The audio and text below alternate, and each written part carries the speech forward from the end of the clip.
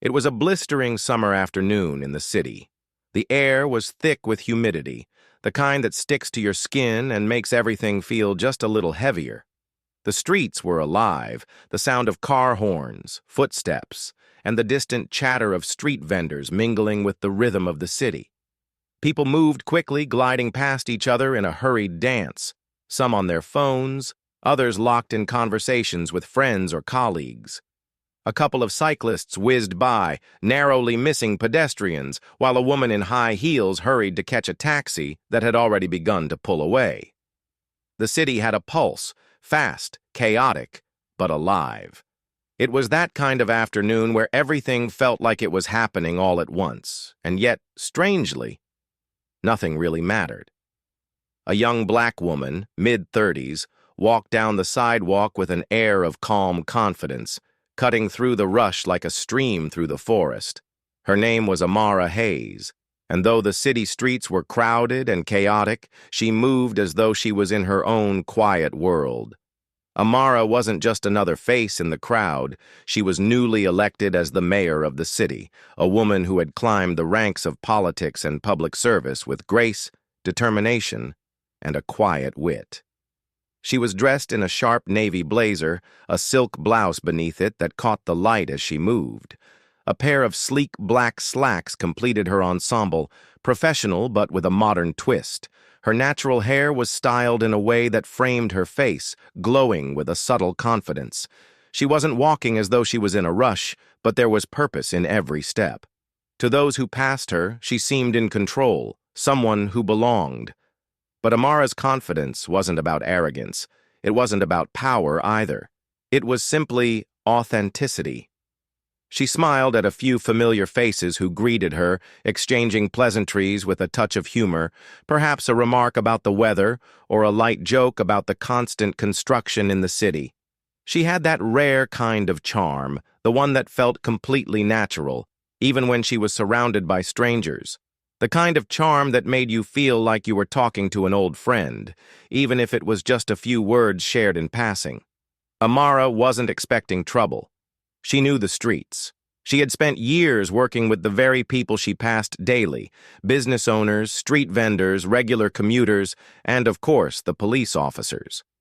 To most, she was an unknown force on the political scene, but to her community, she was a breath of fresh air. Someone who came from within the city, someone who understood what they went through. But as she neared the intersection of Fifth and Madison, something felt off. Inside a black and white patrol car, two officers were chatting idly, passing the time as they sat in their parked vehicle, watching the ebb and flow of the busy street. The sun beamed down on the hood of the car, making the windows feel like an oven. They had been on the clock for hours, their minds wandering, their conversation light, until their gaze settled on Amara. Her calm confidence immediately caught their attention. The tall black woman, walking with a purpose, dressed professionally, yet there was something about her that didn't match the typical profile of someone walking these streets at this hour. In the back of their minds, they could feel the shift, the tension that told them something wasn't quite right, even though they couldn't put their finger on it. She didn't look like someone who belonged in the area, not someone like her. One of the officers, Officer Peterson, squinted at her from behind the wheel. He had seen people walk down this street before, sometimes rich businessmen, sometimes tourists, each carrying their own kind of energy. But something about Amara made him feel uneasy. There was a quiet defiance in her posture, a confidence that didn't belong in a neighborhood like this. The officers exchanged a look, both thinking the same thing. "She doesn't fit," Peterson muttered under his breath, nodding in her direction. His partner, Officer Martinez, raised an eyebrow, leaning over to glance at Amara. "You sure?" Martinez asked, already reaching for the radio. There was no reason, no tangible evidence that Amara had done anything wrong. But the nagging suspicion lingered. People didn't just look like her and walk through these streets without reason. Something didn't sit right with them. Maybe it was the way she walked, too. too sure of herself. Peterson was already shifting in his seat. "I think we should check her out, see if she's up to something." Martinez hesitated.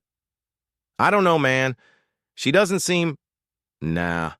Peterson cut him off, his hand already on the door handle. "We'll just ask a few questions, see what she's doing here." As Amara neared the crosswalk, her eyes flicked over to the patrol car parked on the side of the road. She felt a familiar tinge of unease as she caught their gaze. Something wasn't right. She could feel their eyes on her, and the moment they locked in, she knew. They were watching her. It wasn't the first time she had felt this. It wasn't the first time she'd been judged based on her appearance, and it wouldn't be the last. But today felt different. She held her head high, keeping her pace steady, knowing exactly where she was headed, but also sensing she was about to encounter something she wasn't prepared for. As she approached the sidewalk corner, she saw the patrol car's engine rumble to life. The officers began to get out. Without breaking her stride, she subtly glanced behind her, a knot in her stomach tightening. The officers' movements were too deliberate, too calculated. It was clear they had made their decision. Amara didn't know what it was that made them decide she was the one, but she knew it was because she didn't look like they thought she should look. And for once, she didn't care. This sets the stage and tone of the story. An ordinary, bustling day turned into an uncomfortable interaction between Amara and the officers. It's a typical urban setting with a relatable character who is confident, smart, and ready to face whatever is coming. The officer's profiling begins to subtly unfold, and the sense of tension grows. From here, the story can escalate into the conflict and the eventual revelation of Amara's identity. Amara's steps slowed as the two officers approached her from behind.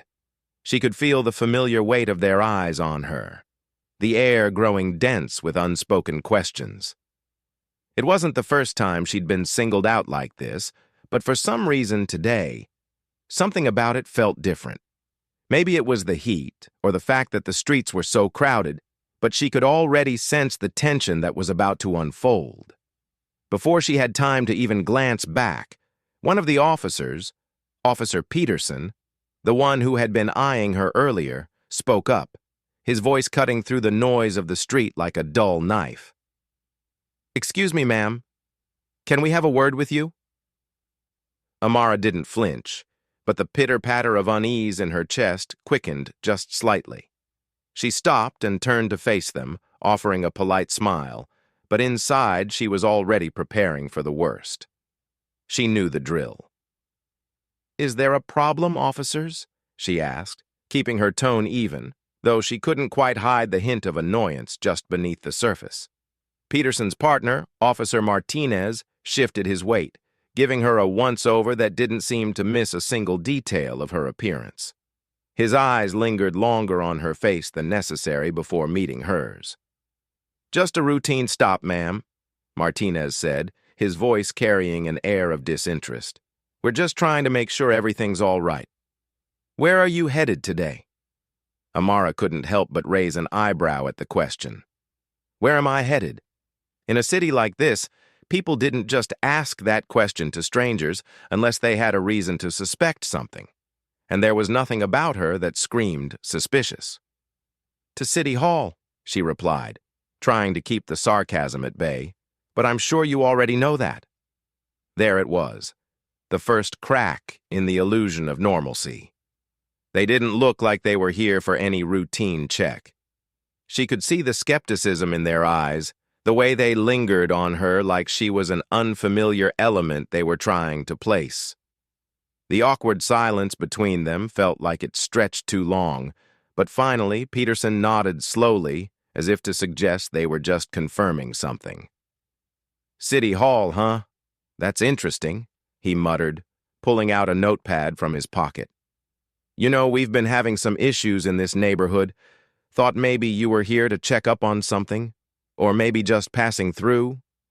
Amara's smile faltered for a fraction of a second.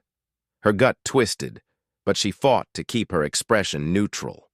This wasn't about her destination. It wasn't about the fact that she was on her way to her office. It was about her being here, being black, and them having already decided that she didn't belong. "Look, officers," she began, taking a breath, trying to keep her tone calm but firm. "I'm just walking to my office. I don't think I need to explain my day to you." Martinez's eyes narrowed. "Is that so?" He reached into his vest and pulled out a small, plain notebook, flipping it open with a quick snap. "Let's just take a quick look at your ID, ma'am." "Can you show us your ID, please?"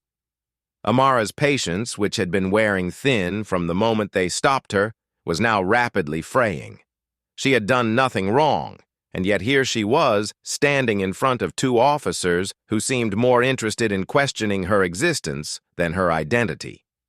She felt her heartbeat quicken as she calmly reached into her bag and pulled out her ID. She handed it to Martinez without saying a word. He took it, studying the card for a moment longer than necessary. His fingers hovered over the details, as though looking for some inconsistency. The whole thing felt like an examination rather than a casual check. After a long pause, he handed the ID back to her, but not without an extra comment. "So you're the mayor, huh?" He let out a slow chuckle, as if the thought was amusing to him. "Didn't know the mayor was out here walking around on her own. You don't look like most of the people we deal with around here."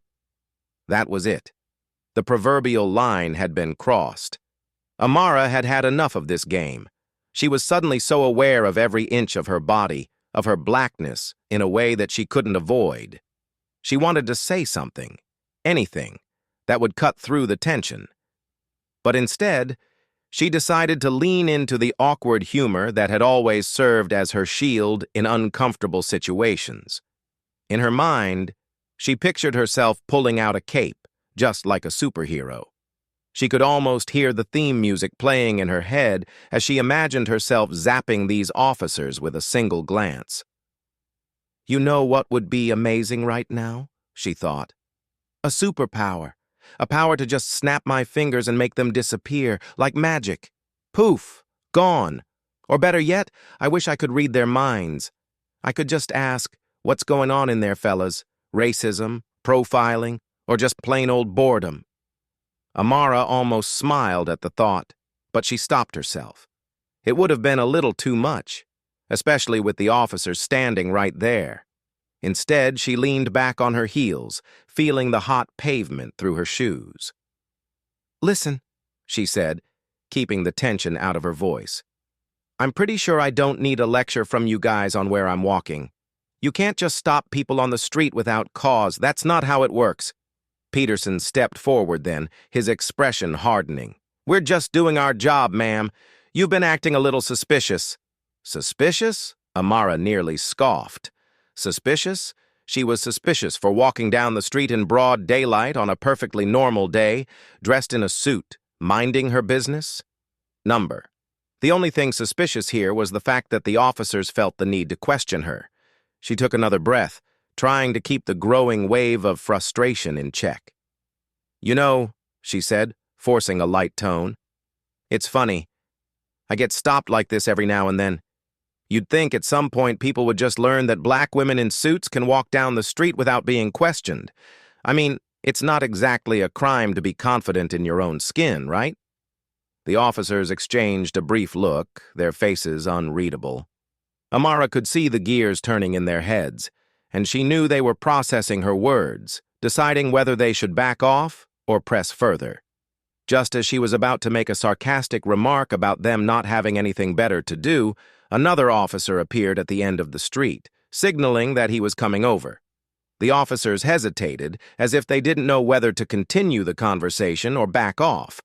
The whole situation felt so absurd that for a second she could have sworn the universe was in on the joke. Here she was, the new mayor of the city, being harassed by two officers who couldn't see past their own assumptions.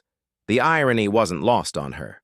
Finally, after what felt like an eternity, Peterson sighed, his shoulders dropping just slightly, and with a thin, tight-lipped smile he gave a curt nod. "All right, ma'am.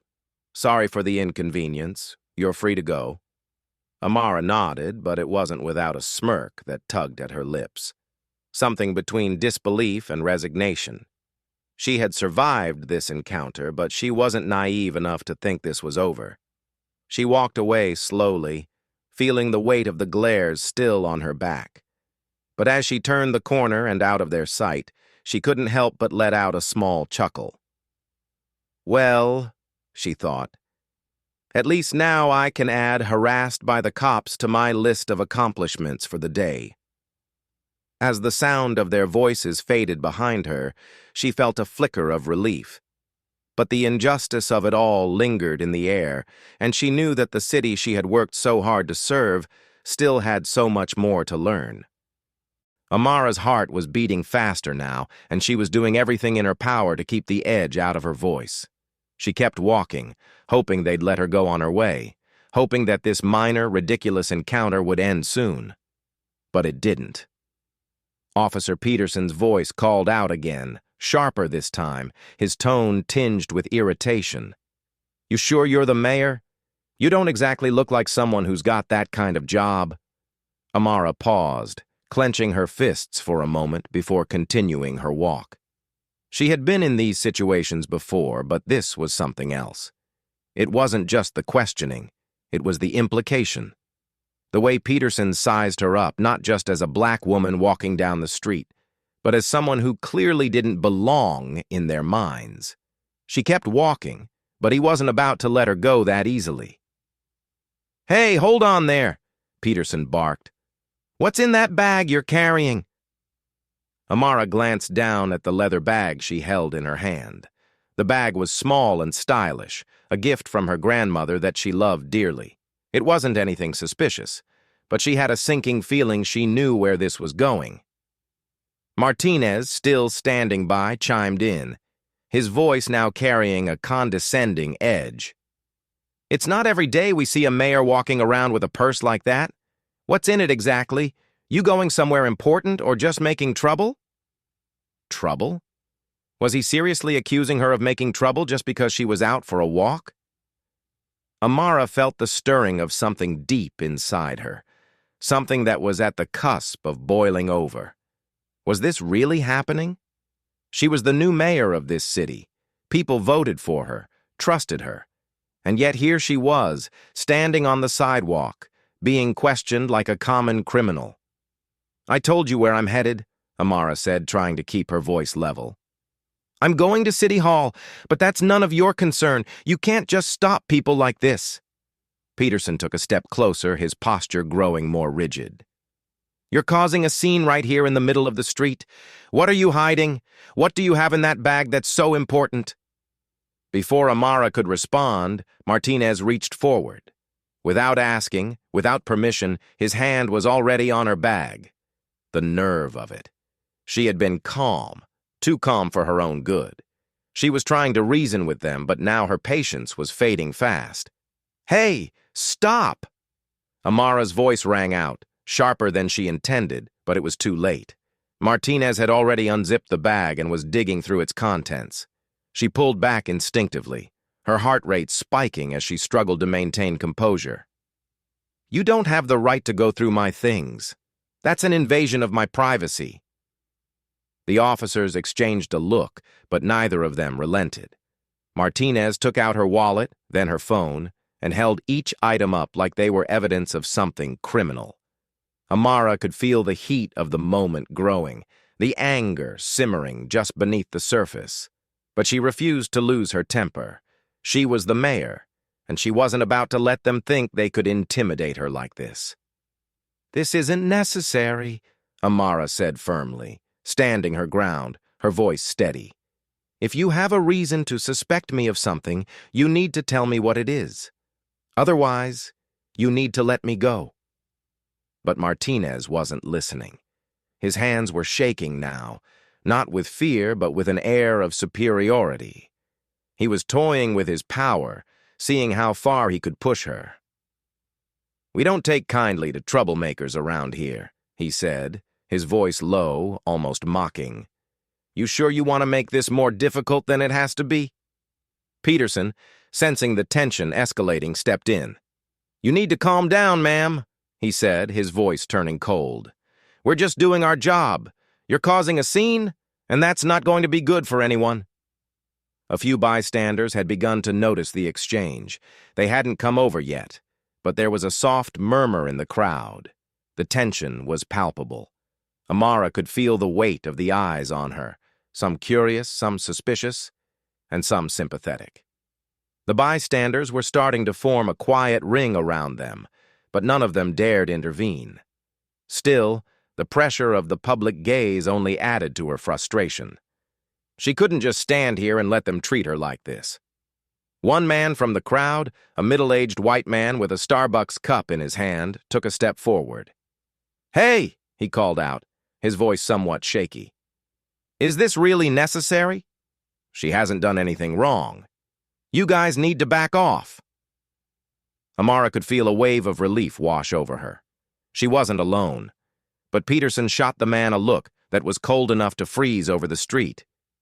"Mind your own business," Peterson snapped. The man took a step back, unsure of whether to push further. But his words had already made an impact. Others in the crowd were starting to murmur, and there was a slight shift in the air.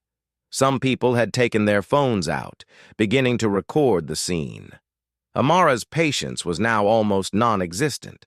The heat of the summer day, the accusations, the sense of humiliation, it was all too much. She had been trying to keep her cool, but these officers weren't giving her any choice. She stood tall, squarely facing Peterson, her hands folded in front of her. The muscles in her jaw tightened, and she let out a slow, deliberate breath. "You know what?" she began, her voice unwavering. "I've tried to stay calm. I've tried to be polite. But you're treating me like I'm some kind of criminal, and that's not how this is going down. I'm the mayor of this city. You work for me, not the other way around." Peterson blinked, taken aback by her words, but he didn't back down. "We're just doing our job. You don't need to get all—" "I'm done with your excuses," Amara interjected, her voice rising. She could feel the confidence welling up inside her, along with a surge of anger that she couldn't contain. "You don't get to violate my rights because you don't like the way I look. I am done being quiet while you people use your badges to intimidate innocent people." Martinez stepped forward, a hand resting on his taser, his posture now aggressive. "You need to step back, ma'am. You're getting out of line." The situation was dangerously close to escalating further. But Amara wasn't scared. She wasn't backing down. She felt her spine straighten as she locked eyes with Martinez, her gaze unwavering. "You think you can bully me? You think you can just push me around and intimidate me? I don't care who you think I am. I'm the mayor of this city, and if you don't release me right now, I will make sure every one of you answers for this." A long silence stretched between them as both officers seemed to weigh her words. The crowd around them grew thicker, and several people had started to record, making the tension even more palpable. Martinez glanced at Peterson, as if silently asking for his approval to escalate things. But before he could respond, another voice rang out from the crowd, a woman, tall and dressed in a business suit. "This is harassment," she called, her voice steady but firm. "Let her go. Now." For the first time, the officers looked uncertain. They could feel the shift, the growing pressure from the public. A murmur of support for Amara was spreading, and they had to decide whether to back off or make things worse. Amara stood there, hands at her sides, every muscle in her body tense but ready. Her heart was pounding, but in that moment she knew. She wasn't backing down. She would fight, and if she had to, she would fight back with everything she had, until the world understood that this type of treatment would not be tolerated. And in that moment, it felt like the city itself was holding its breath, waiting for the next move. Amara stood there, the weight of the situation pressing down on her chest like 1,000 pounds. The crowd around her was growing, murmurs rippling through the air. She could hear people whispering, some of them offering her silent support, others unsure of what would happen next. But in that moment, the two officers, Peterson and Martinez were still towering over her, their postures tense, their eyes narrowed. The public scrutiny, the chaos of the scene unfolding in front of them, was thick enough to cut with a knife. She had had enough. The endless questions, the accusations, the intrusive searches, it had all gone on long enough. They were treating her like a criminal, and she was tired of it. She was tired of the looks, the suspicion, the assumption that just because she was a black woman walking down the street, she must have something to hide. It wasn't just about her anymore. It was about every person who had been wrongly targeted, every unjustly harassed citizen who had been put in a position like hers, made to feel small and insignificant simply because of the color of their skin. The silence between her and the officers stretched on, as if the world was holding its breath, waiting to see what would happen next. Finally, Amara spoke, her voice calm but firm, cutting through the tension like a sharp blade. "You know, I'm getting really tired of this," she said, slowly, evenly. "And I'm going to make this very clear. I'm the new mayor of this city, and I'm the person responsible for making sure you keep your jobs." There was a moment of complete silence. Peterson blinked, looking at her as if she had just spoken in a foreign language. Martinez's face faltered, a slight twitch of confusion crossing his features. Neither of them seemed to understand at first. The officers were used to being in control, used to being the authority in situations like this, and the idea that someone, especially someone like her, could flip the script was clearly a shock to their systems. "What?" Peterson muttered, disbelief creeping into his voice. He looked her up and down as if trying to determine if she was joking, if she was just another street person making outlandish claims to avoid getting in trouble. Amara didn't flinch. "Yeah. The new mayor," she repeated, her tone still steady but now laced with an undeniable edge. "The one who holds the power to ensure the police department is up to standards, and right now I'm questioning whether or not you're meeting those standards." The shock factor hit the officers hard. Peterson and Martinez exchanged a look, one of those shared glances that spoke volumes, their confusion mixed with the realization that they had seriously messed up. "Well," Peterson started, his voice faltering now. Do you have proof of that?" Amara couldn't help but smile, just a little because the whole thing was so absurd. They still didn't believe her. It was like they couldn't wrap their minds around the idea that someone like her could be in charge of a city. She reached into her bag and pulled out her official mayor's badge, letting the weight of it sit in the air, a badge that was just as legitimate as the ones pinned to their uniforms. The golden seal gleamed under the afternoon sun, reflecting the light as if to drive the point home. She was the one with the authority now. "Here's my ID," she said, her voice calm, but the authority behind it undeniable. "But I don't need to prove anything to you. You should have asked me in the first place before you decided to go all detective on me." She handed over her badge without hesitation. Peterson took it gingerly, almost as though it were a live grenade, unsure of what he was holding. Martinez, on the other hand, looked like he had just seen a ghost. Both of them stared at the badge for what seemed like an eternity, trying to reconcile the reality before them with the situation they had just tried to create. A long silence stretched on as the officers continued to digest the information. The crowd watched, hanging on every second, waiting to see what would unfold. Finally, Peterson cleared his throat. His face flushed a deep shade of red, embarrassed, flustered, and clearly unsure of how to backpedal from what had just transpired. I'm really sorry, ma'am," he stammered, his voice sounding hollow. I didn't know you were the mayor." Martinez was now visibly sweating. He glanced nervously at the crowd, then at his partner, as if wondering whether he should apologize or just pretend it never happened. He opted for the latter. "Yeah, sorry about that, Martinez muttered, scratching the back of his neck awkwardly. I guess we were just, doing our jobs. It's, it's just a misunderstanding. Misunderstanding? Amara couldn't help but smirk, a little humor sneaking into her tone despite everything. I'm pretty sure this wasn't just a misunderstanding. You were accusing me of causing trouble for no reason, and now you want to pretend like it's all just a mistake.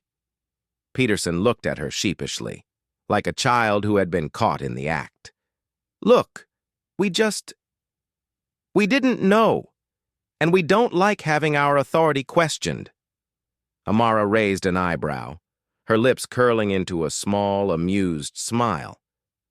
Authority? Really? I think you should have checked who you were questioning before you started pulling out the authority card. Maybe next time you could ask someone who's not just a black woman walking down the street before deciding she's suspicious. The irony of it all wasn't lost on her. The whole situation had been so absurd that it was almost laughable. They had profiled her. They had assumed she was just another statistic, just another target for harassment because of the color of her skin. And now, here she was, standing in front of them, the one with the power, making them squirm under the weight of their own ignorance. The tension in the air started to dissipate. The officers were still embarrassed, but they didn't have much choice now but to back down. I guess we've really made a mess of this one, huh? Peterson said awkwardly, trying to recover from the encounter. Amara shook her head, the smile on her lips turning into something a bit more serious. You've made a bigger mess than you realize, she said, her voice steady but firm. But I'll be sure to handle it. There was a long pause before the officers finally spoke again. We'll, let you go now, ma'am. We're really sorry for the misunderstanding, Martinez said, his words sounding more like an attempt at saving face than a true apology. Amara nodded but didn't say anything more. She just turned and began walking away, leaving the two officers standing there, awkwardly silent. As she walked through the crowd, she could hear some of the people starting to cheer. Supporters were clapping, murmuring their approval, some shaking their heads at the officers. It felt good. But it wasn't just about the momentary victory. It was about something bigger, something more significant. Amara had just taken a stand, and in doing so, she had made it clear that no one was above accountability, not even those who were supposed to protect and serve. And as she disappeared into the distance, she couldn't help but think to herself, next time, they'll know exactly who they're dealing with.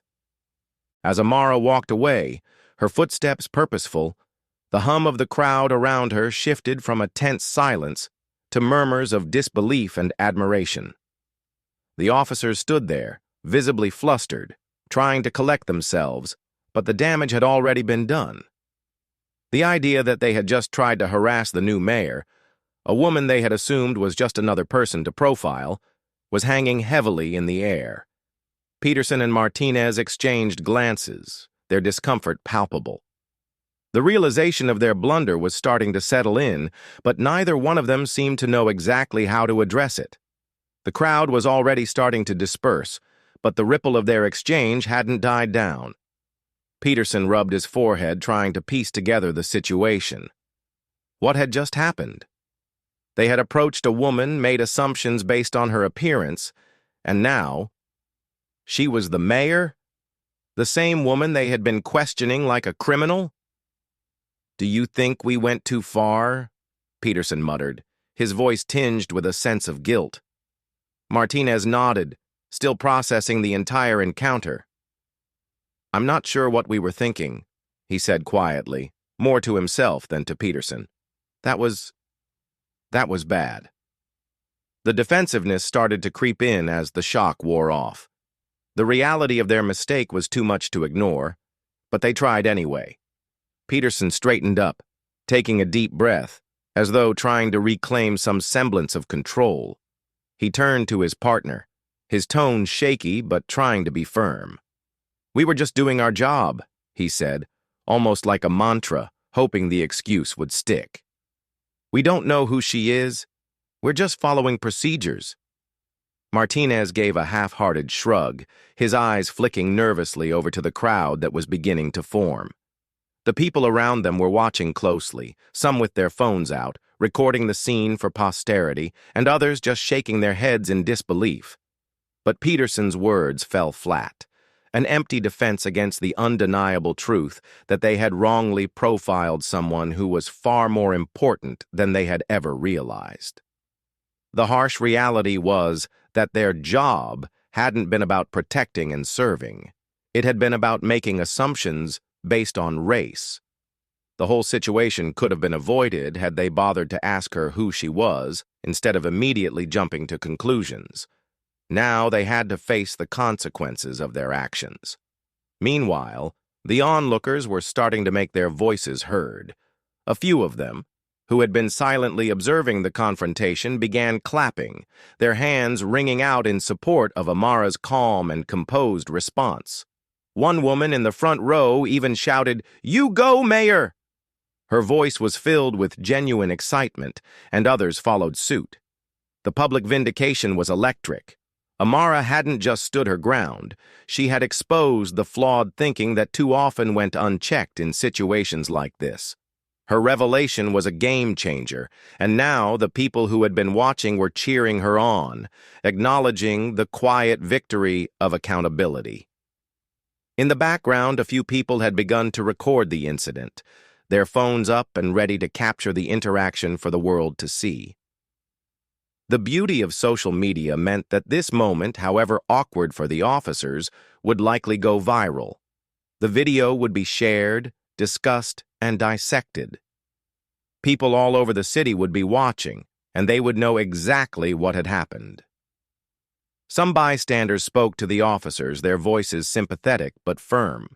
One elderly man, shaking his head in disbelief, muttered, "If you're going to be doing your job, you'd better start treating people like you'd treat your own mother."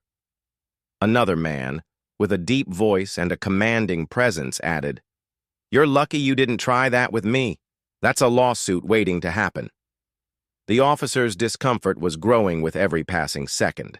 As more people rallied around Amara's unexpected triumph, the officers realized that their actions had not only put them in a negative light, but had also drawn unwanted attention to the larger issue at hand, the systemic problem of racial profiling within law enforcement.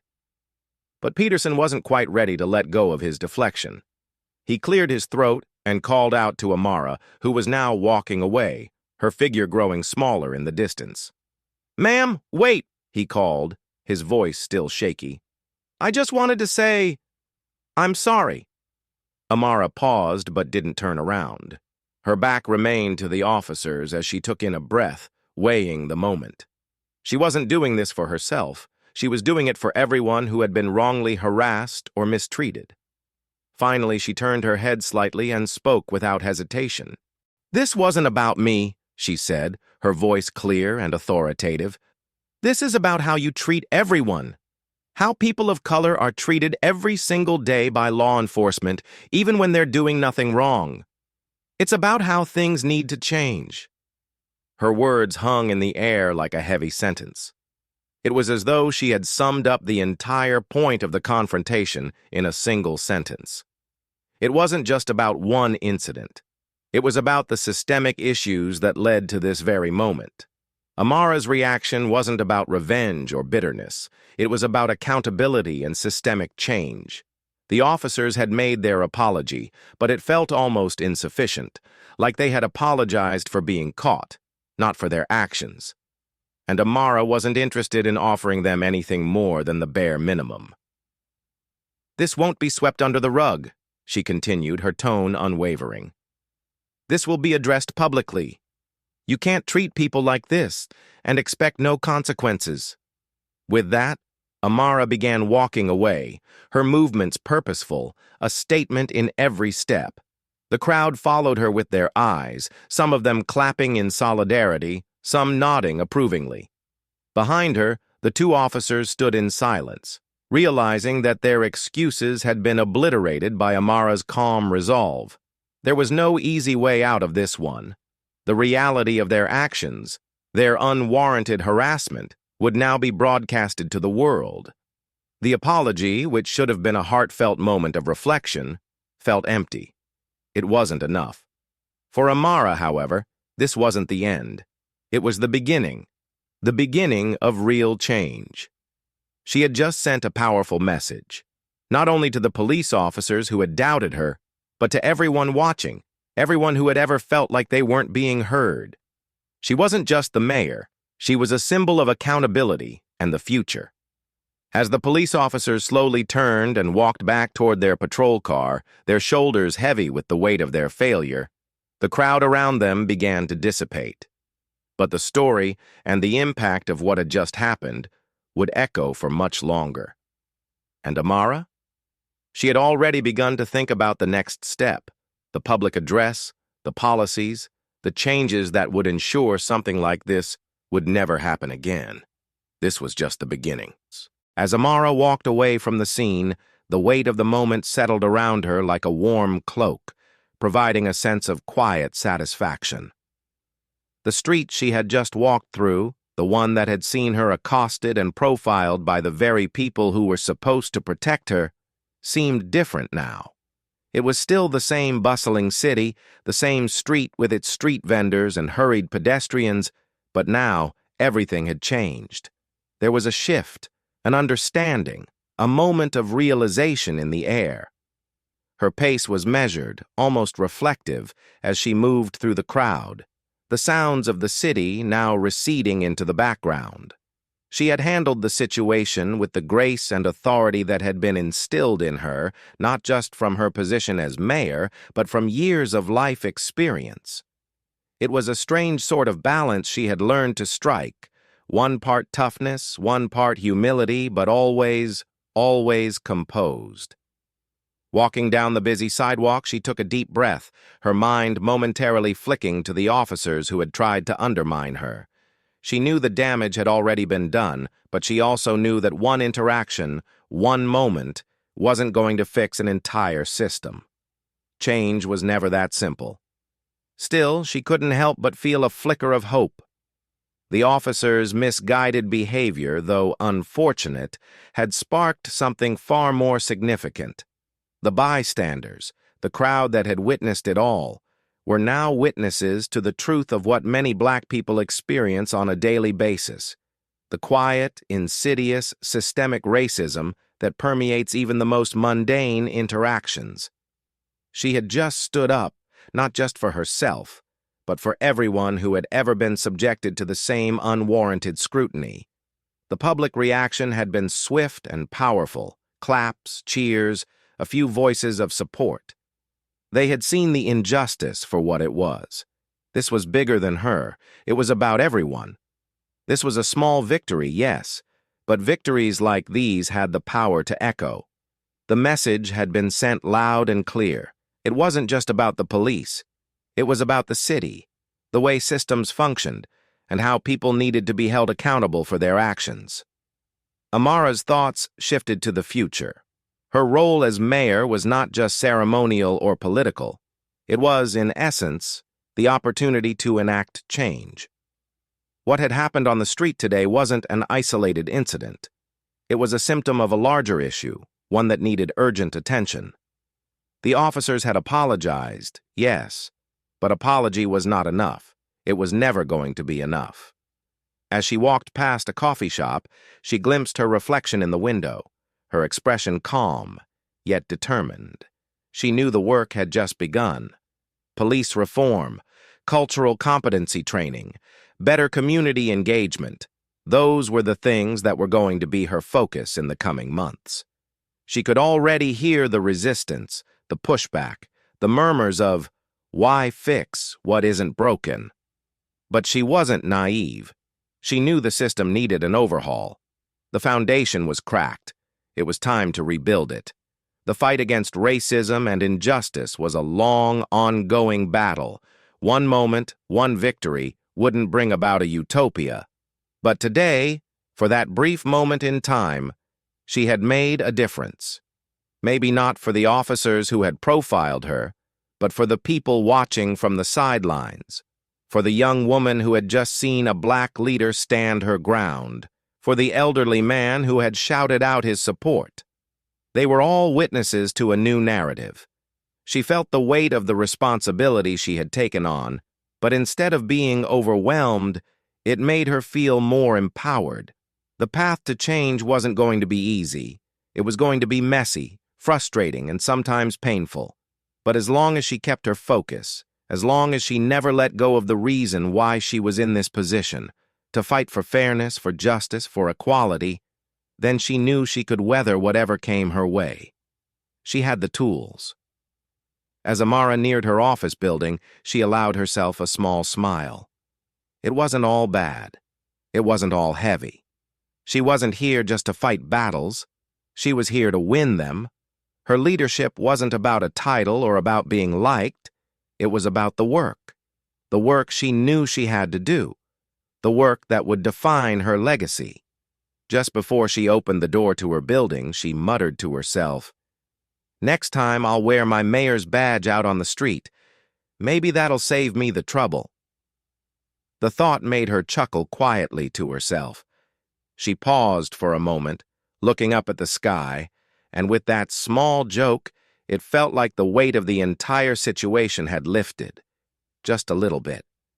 It wasn't much, but it was enough to remind her that even in the face of injustice, a little bit of humor could go a long way in diffusing the tension. The next steps would require hard work and unwavering dedication, but as she stepped into the building, her mind already thinking about the policies she would introduce, the reforms she would fight for, and the people she would uplift, she knew one thing was certain.